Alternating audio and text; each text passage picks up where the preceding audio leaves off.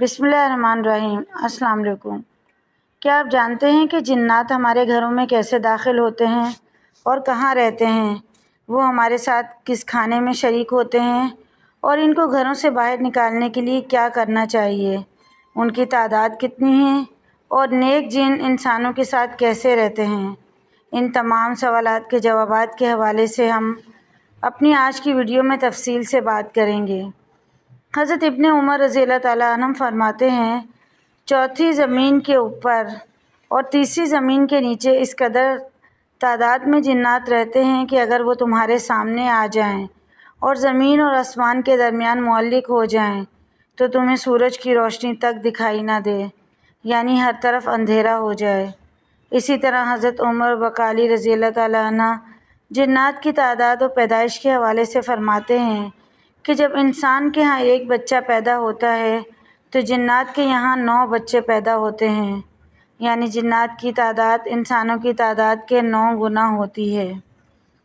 اور اس طرح ایک اندازے کے مطابق اگر دنیا میں موجود انسانوں کی تعداد 7 ارب سے زیادہ ہے تو جنوں کی تعداد 63 ارب سے زیادہ ہوگی، اور یہ محض اوپر بیان کردہ حدیث پاک کے روح سے اندازہ لگایا گیا ہے۔ حقیقت میں جنات کی صحیح تعداد اللہ رب العزت کو ہی معلوم ہے۔ حضرت ابو ہریرہ رضی اللہ تعالیٰ عنہ سے روایت ہے کہ نبی کریم صلی اللہ علیہ وآلہ وسلم نے مجھے حکم دیا اور فرمایا کہ میرے لیے پتھر تلاش کرو تاکہ میں اس سے استنجا کروں، لیکن ہدی اور لید مت لانا۔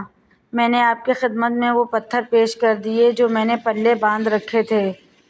جب رسول اللہ صلی اللہ علیہ وآلہ وسلم فارغ ہو گئے تو میں نے عرض کیا، یا نبی اللہ، ہڈی اور لید سے منع کرنے میں کیا حکمت ہے؟ فرمایا، یہ دونوں چیزیں جنات کی خوراک ہیں۔ میرے پاس تصیبے کے جنوں کا ایک وفد آیا تھا، وہ بہت نیک جن تھے۔ انہوں نے مجھ سے خوراک مانگی تو میں نے اللہ تعالیٰ سے ان کے لیے دعا کی کہ یہ لوگ جس ہڈی اور لید کے پاس سے بھی گزریں اس پر اپنی غذا موجود پائیں، یعنی بخاری شریف کی اس حدیث مبارکہ کی روح سے جنات کی پسندیدہ ترین غذاؤں میں ہڈی اور لید شامل ہیں۔ نزہۃ القاری جلد 7 میں ہے کہ جنات جس بھی ہڈی کو لیتے ہیں اس پر انہیں گوشت ملتا ہے، اور جس لید یعنی گوبر کو لیتے ہیں وہ ان کے لیے دانہ یا پھل بن جاتا ہے۔ اس لیے یہ اشکال وارد ہی نہیں ہوتا کہ گوبر تو ناپاک ہے تو اس کا کھانا ان کے لیے کیسے جائز ہے، کیونکہ ماہیت بدلنے سے ناپاک چیز پاک ہو جاتی ہے۔ جنات ہڈی اور لید کے علاوہ بھی کئی چیزیں کھاتے ہیں، جیسے کہ حضرت عمر فاروق رضی اللہ تعالیٰ عنہ نے جب ایک انصاری سے پوچھا جو کہ جنات کے چنگل میں پھنس کر واپس لوٹ آیا تھا کہ جنات کی غذاؤں کے بارے میں بتاؤ۔ اس نے عرض کیا، وہ لوبیا کھاتے ہیں اور ہر وہ چیز بھی کھا جاتے ہیں جس پر اللہ تعالیٰ کا نام نہیں لیا جاتا۔ پھر آپ نے جنات کے پینے کے بارے میں پوچھا تو صحابی نے کہا، ان کا پینا جزف ہے۔ جزف سے مراد یا تو وہ یمنی گھاس ہے جس کے کھانے سے پیاس مٹتی ہے، یا وہ پانی ہے جو برتن میں ہو اور اسے ڈھانپ کر نہ رکھا گیا ہو۔ اسی طرح حضرت جلال الدین سیوطی علیہ رحمہ نقل کرتے ہیں کہ تمام مسلمانوں کے گھروں کی چھتوں پر مسلمان جنات رہتے ہیں۔ لوگ جب دوپہر اور رات کے کھانے کا دسترخوان بچھاتے ہیں تو جنات بھی چھتوں سے اتر آتے ہیں اور ان کے ساتھ ہی بیٹھ کر کھانا شروع کر دیتے ہیں۔ ان کے ذریعے اللہ رب العزت شریر جنوں کو گھروں سے بھگا دیتا ہے، یعنی جنات نہ صرف گھروں میں آباد ہوتے ہیں بلکہ انسانوں کے ساتھ کھانا بھی کھاتے ہیں، اور گھروں میں موجود نیک جنات کی وجہ سے شریر جنات گھروں سے نکل جاتے ہیں۔ دوستو، وہ جنات جو انسانوں کے ساتھ رہتے ہیں ان کو عامر کہا جاتا ہے، جس کی جمع عمار ہے۔